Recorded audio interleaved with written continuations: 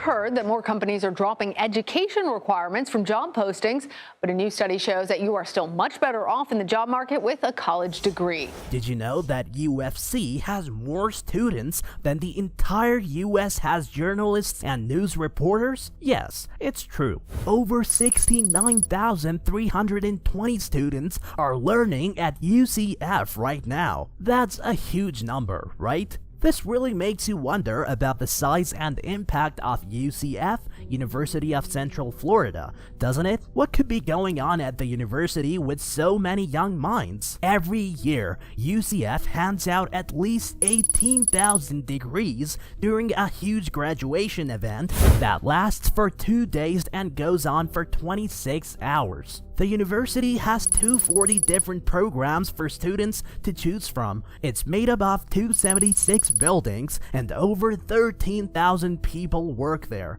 That's a lot of opportunities and a lot of busy people. But the University of Central Florida wasn't always so large. In fact, this growth is pretty new. Back in the year 2000, the university only awarded about 7,000 degrees. But in just 10 years, the number of students grew by almost 70%. And it wasn't the only place where this was happening. Before the big economic downturn happened, lots of schools were seeing more and more students signing up. Because there are so many applications, lots of entry-level jobs now ask for years of experience. The situation forces many educated people to take low-paying service jobs. In fact, there are more college graduates working as cashiers today than there are working as mechanical engineers. Meanwhile, most jobs, about 52% of them, are what you could call middle-skill jobs. These are jobs that need some special skills or training,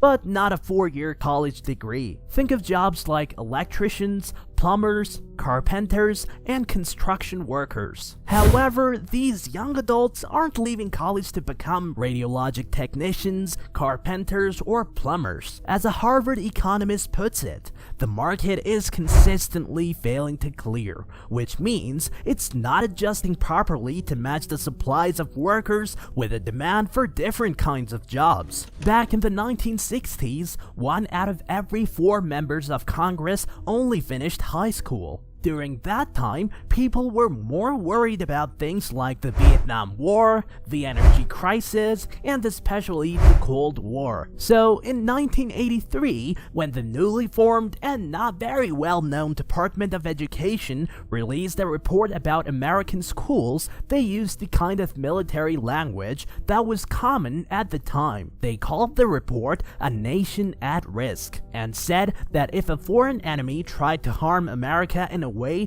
that the report described the state of education, it would be considered an act of war. As time passed, the idea of human capital shifted from a broad understanding of education to focusing specifically on college education. The focus on technical skills and preparing for specific careers faded away. So the idea was the more college education, the better. In the rush to get more people into college, other options were ignored.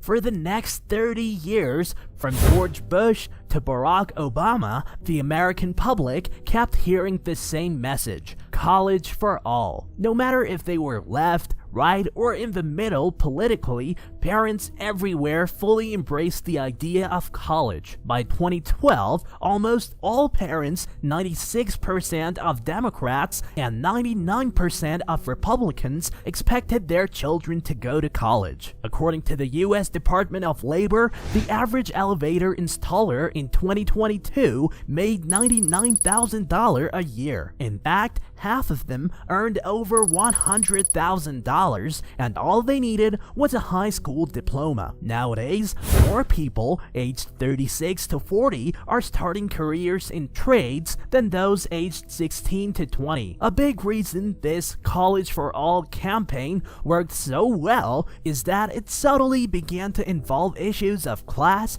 status, and eventually even morals. Over time, going to college became more than just a way to get a job. College became seen as a goal in itself, a sort of luxury you could say. As this idea became more popular, going to college turned into a key part of living a good middle-class life. People often say college is where you make lifelong friends. As more people got degrees, they weren't worth as much money anymore. However, the idea that going to college made you more prestigious stayed the same. The odd result is that today, many high-status jobs, like being a journalist, doesn't pay very well. This means often only people who are already wealthy can afford to take these jobs. Trade school was portrayed as a place for troubled kids or those who didn't have other options. For the last 30 years, this has put young adults in tough spot. College isn't the guaranteed route to a wealthy life like it used to be, but choosing not to go to college is often seen as inferior. A bachelor's degree went from being a golden ticket to just a basic entry requirement, something you need just to maintain a middle-class life. And yes, we might hope these students would shake off this stigma and carve their own paths. But that's a really tough challenge for a 16, 17, or 18-year-old to handle. Deciding if, when, and where to go to college is already complicated by feelings, biases, hormones, and advertising. The college for all idea adds even more pressure. Financially, switching to a skilled trade really pay off. For instance, earning $81,000 a year as a signal and track switch repairer sounds pretty good, especially since it pays more than many office jobs. But this sudden decision isn't just about money. Choosing to work in a skilled, blue-collar job might feel like admitting that the 4 to 6 years they spent in college were a waste. We also shouldn't forget how hard these graduates worked to get into college and earn their degrees. For some, their entire childhood was given up for this goal. They were taught that there's a big difference between kids who go to college and kids who don't. If they choose not to use their degree, they would have come to terms with changing their self-image as a good middle-class achiever that they've built over their lifetime. While Ivy League schools often get the most attention in the news, most students actually go to less selective schools like the University of Central Florida, Rutgers, and Arizona State. During the pandemic, nearly 3 million Americans retired early. This has turned the ongoing shortage of workers caused by the college for all mindset